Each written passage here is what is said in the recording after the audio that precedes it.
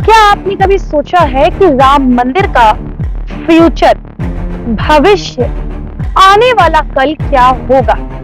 नहीं सोचा। कह रहे हैं कि ऐसा भव्य राम मंदिर बनाएंगे। मंदिर बनेगा तोड़ के फेंक देंगे जब जमाना खत्म हो जाएगा। इतने पूजा करे जाओ, जिस दिन निकल के भागेंगे उस दिन तोड़ देंगे। हमारी कब कर गया, तुम्हारी मस्जिद ढा दी ऐसे वो ढा देंगे। आज की इस रिपोर्ट में आपके लिए खास तौर से पूरी डिटेल्स के साथ, पूरी रिसर्च के साथ आपको बताएंगे कि राम मंदिर का आने वाला कल कैसा होगा, सुनहरा होगा या फिर वर्तमान में जो धमकियां आज हिंदुओं को मिल रही हैं, राम मंदिर को लेकर जो बड़े बड़े जिहादी संगठन ऐलान कर रहे हैं, क्या फिर से हम वही गलती दोहरा रहे हैं जो हमने बीते हुए कल में करी हुई है? आज की इस रिपोर्ट में विस्तार से आपको बताएंगे। आज की इस रिपोर्ट में आपको नारी शक्ति के बारे में बताएंगे। ऐसी नारी शक्ति जो राम मंदिर के मुक्ति आंदोलन, जब बाबरी मस्जिद को ढहाया गया तब देखने को मिली। एक ऐसी नारी शक्ति जिसने राम मंदिर के लिए ऐसा भाषण दिया कि हर हिंदू के हृदय में एक ऐसी अलख जगाई, मुर्दे को भी जिंदा कर दिया। आज बात करेंगे ऐसी शक्ति के बारे में। आज बात करेंगे साध्वी ऋतंबरा के बारे में।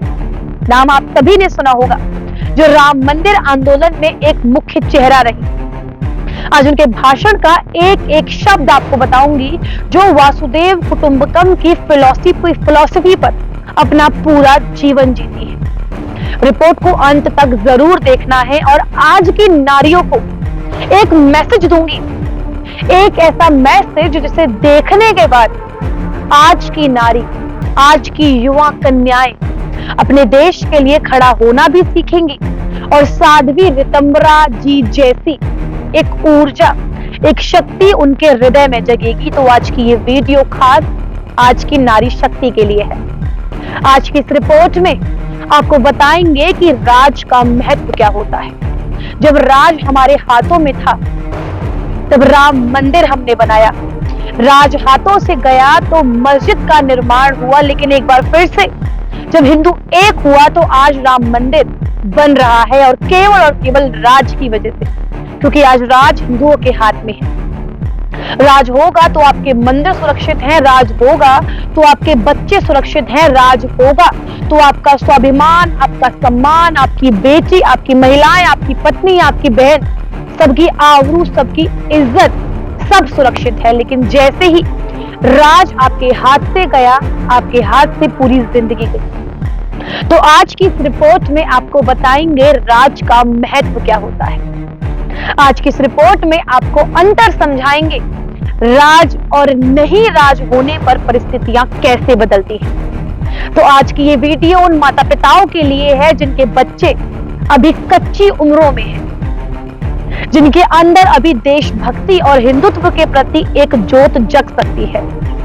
यदि ये रिपोर्ट आपने अपने बच्चों को दिखाई तो हमारा आज भी सुरक्षित है, हमारा आने वाला कल भी सुरक्षित है। आज की रिपोर्ट अंत तक जरूर देखना है, बिल्कुल भी स्किप नहीं करना है।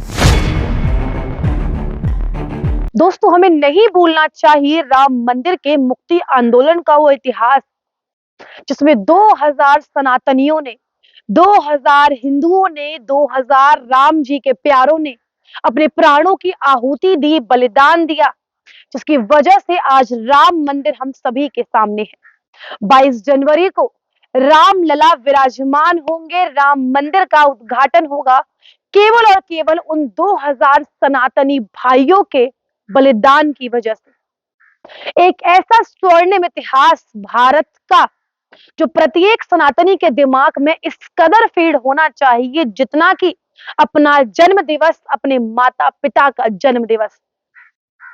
लेकिन जब बात इतिहास की होगी तो इतिहास में कुछ ऐसी शर्मनाक चीजें भी हैं जो विरोधियों के द्वारा की गई, जो दुर्भाग्य से हिंदू है लेकिन कर्म जिहादियों से भी बदतर है। मैं बात कर रही हूं उस रथ यात्रा की जो राम मंदिर के आंदोलन में प्रमुख चेहरों में से एक श्री लाल कृष्ण आडवाणी जी ने निकाली थी। जब ये यात्रा सोमनाथ से लेकर बिहार पहुंची तो बिहार में लालू प्रसाद यादव सरकार ने इस यात्रा को रोक दिया और आज ये व्यक्ति इस बात पर गर्व महसूस करता है। दुर्भाग्य इस बात का है कि इस व्यक्ति को पता नहीं इसने किया क्या। ऐसा इतिहास रहा है राम मंदिर के आंदोलन का। मस्जिद टूटी, मंदिर बना, फैसला आया, तब से लेकर आज तक का इतिहास। आप जानते होंगे जिस दिन विवादित ढांचे को गिराया गया उस दिन, ये पहली बार नहीं हुआ, इन सभी चीजों की प्रैक्टिस की गई, एक ब्लूप्रिंट तैयार किया गया, इतने बड़े लेवल पर इस आंदोलन चलाने की प्रैक्टिस की गई। विश्व हिंदू परिषद, बजरंग दल, भारतीय जनता पार्टी, आरएसएस, इन सभी संगठनों ने मिलकर इस आंदोलन को करने के लिए तमाम तरीके की प्रैक्टिस करी। करोड़ों हिंदू इस आंदोलन में जुड़ा। जो अयोध्या पहुंचे वो पहुंचे, जो नहीं पहुंच पाए उन्होंने अपने घर से कार सेवकों का, विश्व हिंदू परिषद का, भाजपा का समर्थन किया। ऐसा इतिहास राम मंदिर का रहा है। इन जिहादियों को क्या पता अपने धर्म के लिए, अपने देश के लिए, अपने राम के लिए प्राणों का बलिदान देना किसे कहते हैं। ये हमारे सनातनी भाइयों को पता है। इस आंदोलन में बढ़ चढ़कर हिस्सा लिया साधुओं ने, सन्यासियों ने, महंतों ने और नारी शक्ति की तो क्या ही कहने। नारी शक्ति थी तो जीत हुई। जो थिंक टैंक के माध्यम से मैं हमेशा कहती हूं, किसी भी धर्म को चलाने के लिए, किसी भी धर्म को जीतने के लिए, किसी भी धर्म के अंदर धर्म की अलख जोत जगाने के लिए महिलाएं सबसे प्रमुख हैं। जिस धर्म की महिलाएं उससे टूट गई वह धर्म सर्वनाश की स्थिति पर है। लेकिन जिस धर्म में महिलाएं धर्म से जुड़ी हैं वो धर्म अमर है और ऐसा ही सनातन धर्म है। साध्वी रितंबरा के वो शब्द जिन्होंने मुर्दों में जान डाल दी, गूंज उठा वो नारा है, हम हिंदू, हिंदुस्तान हमारा है। राम और कृष्ण के विरोध में जो भी आएगा कुत्ते की मौत मारा जाएगा। मां भवानी के हम संतान हैं, गर्व से कहो हम हिंदू हैं, हमारा हिंदुस्तान है। ये शब्द रितंबरा साध्वी जी की, जो वसुदेव कुटुंबकम की फिलॉसफी को फॉलो कर कर अपना जीवन जीती हैं, जिन्होंने राम मंदिर आंदोलन में एक प्रमुख भूमिका निभाई। उमा भारती जी को हम नहीं भूल सकते, एक और नारी शक्ति का बहुत बड़ा उदाहरण जिन्होंने राम मंदिर आंदोलन में बढ़ चढ़ कर हिस्सा लिया। और जिस दिन नारी शक्ति हिंदुत्व के साथ जुड़ गई उस दिन सनातन को, हिंदुत्व को कोई भी ताकत हरा नहीं सकती। लेकिन आज बड़ा सवाल ये है कि राम मंदिर का आज, बीता हुआ कल और आने वाला कल कैसा होगा। बीता हुआ कल मैं आपको बता चुकी हूं कैसा था। मंदिर तोड़ा गया, मस्जिद बनी, लेकिन आज राम लला मंदिर में विराजमान होने को तैयार है। लेकिन बात करें आज की परिस्थिति की तो आपको सुनकर अचंभा नहीं होगा। दोस्तों, सबसे पहले मंदिर के स्थान पर मस्जिद का निर्माण किया गया। तब राज मुगलों के हाथ में था, मुसलमानों के हाथ में था, जिहादियों के हाथ में था। लेकिन विवादित ढांचे को तोड़ा गया, राम लला को विराजमान किया गया एक टेंट के अंदर। मंदिर नहीं बना, लेकिन हिंदू एक था तो विवादित ढांचे को गिरा दिया गया। लेकिन फिर भी काम अधूरा रह गया, राम लला को अपना घर नहीं मिला। टेंट के अंदर, फाइबर के मंदिर के अंदर राम लला विराजमान थे। लेकिन आज मंदिर कब बन रहा है? मंदिर बन रहा है राज जब हिंदुओं के हाथ में आया। वो नरेंद्र मोदी नाम का राम का सेवक आया जिसने सभी चीजों को छोड़ते हुए, सत्ता के लालच को दूर रखते हुए, दरकिनार करते हुए रामलला के मंदिर का निर्माण करवाया। क्योंकि सनातन की शक्ति तभी अपना पूर्ण रूप लेगी जब सत्ता किसी सनातनी के हाथ में होगी। जो मैं हमेशा कहती हूँ, राज की ताकत, राज की पावर, तो यही राज की पावर है। मस्जिद टूट गई लेकिन मंदिर नहीं बन पाया। हिंदू एक था फिर भी नहीं बन पाया। मंदिर तब बना जब एकता और राज हमारे हाथ में आया। दोस्तों, मैं ये समझती हूँ कि हमारे थिंक टैंक के दर्शक सबसे ज्यादा समझदार हैं। आप खुद सोचिए, जब इतने बड़े आंदोलन को अंजाम दिया गया तो क्या हमारे पास फंड्स नहीं होंगे? पूरे देश से चंदा आया होगा, मैन पावर होगी, ताकत होगी, यूनिटी होगी, सब कुछ होगी, मात्र शक्ति होगी, और मात्र शक्ति थी हमारे पास, तभी हम ये आंदोलन कर पाए, आंदोलन को चला पाए, आंदोलन को जीत पाए। लेकिन मंदिर नहीं बना पाए, जस्ट बिकॉज ऑफ राज।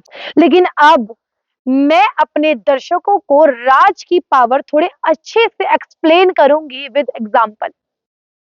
वैसे मेरे थिंक टैंक के जो दर्शक हैं वो बहुत ज्यादा इंटेलिजेंट हैं, उन्हें कुछ समझाने की या बताने की जरूरत तो नहीं है, लेकिन फिर भी मेरा मन है अपने दर्शकों के साथ ये बात साझा करूं और विरोधियों का सच, विरोधियों का दोगलापन आपके सामने रखूं। दोस्तों, जो लोग राम के विरोध में हुआ करते थे, आज उन सभी के सुर बदल गए।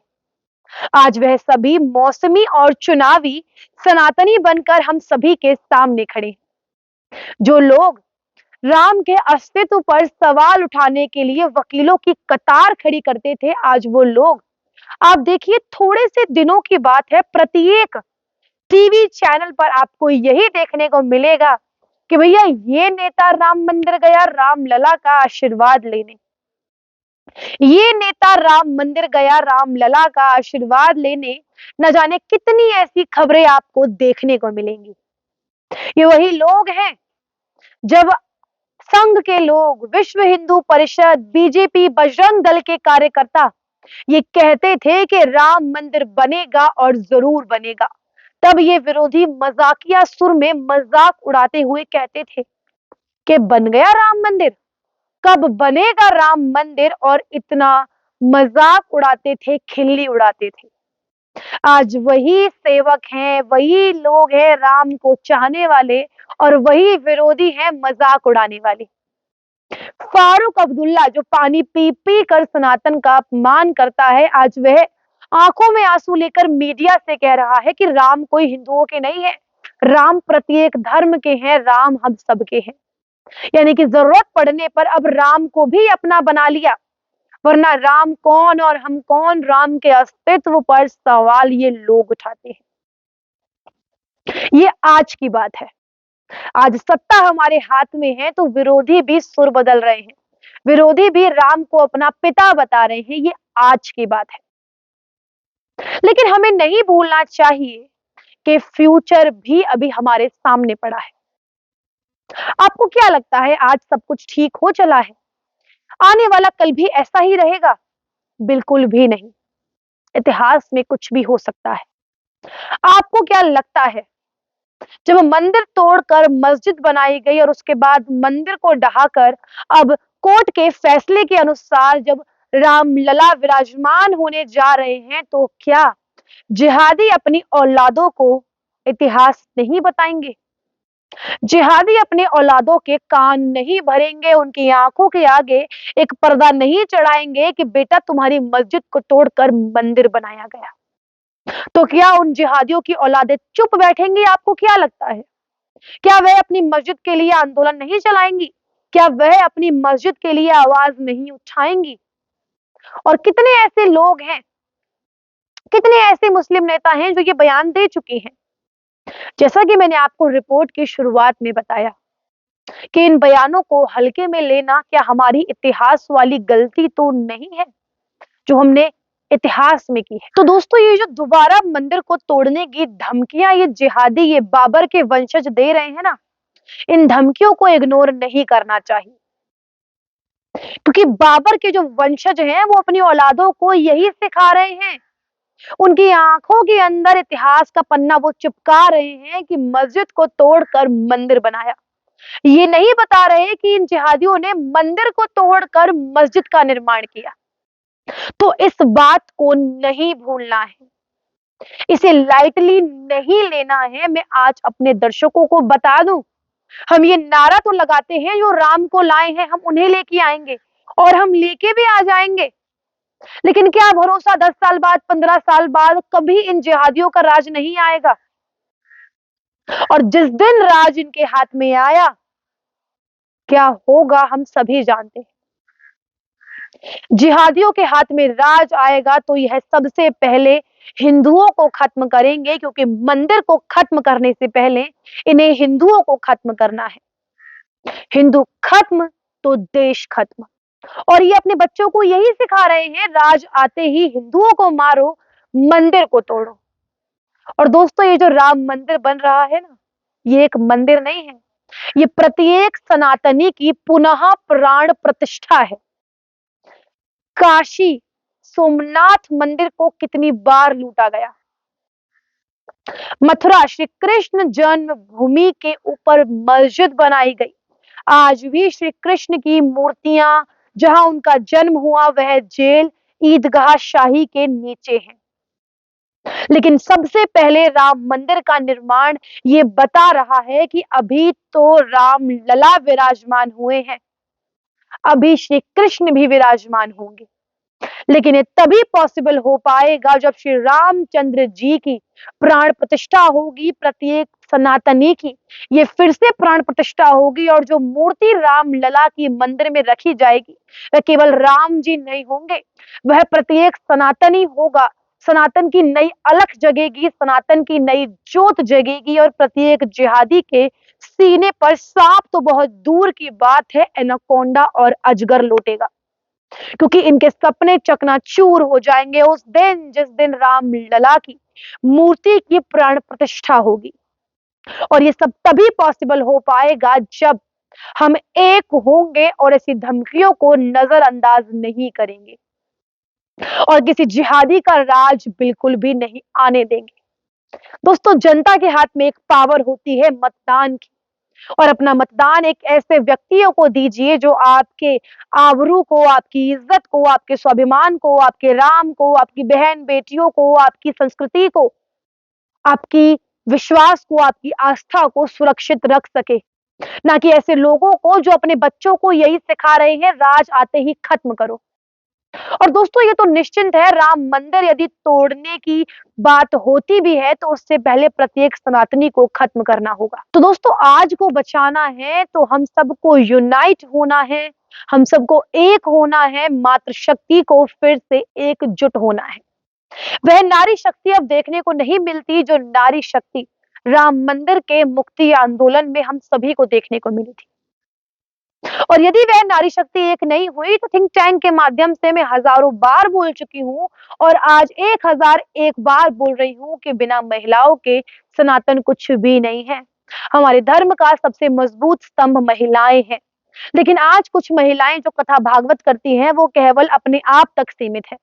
उन्हें केवल अपने आप से मतलब है, वे देश धर्म दुनिया के लिए कुछ नहीं करना चाहती, बल्कि आज उनकी आंखों पे ऐसी पट्टी बंदी है, ऐसी पट्टी बंदी है कि वह भागवत रोककर बोलती हैं कि कहीं अजान हो तो चुप हो जाओ, अपनी भागवत को रोक लो। तो ऐसा मत करिए।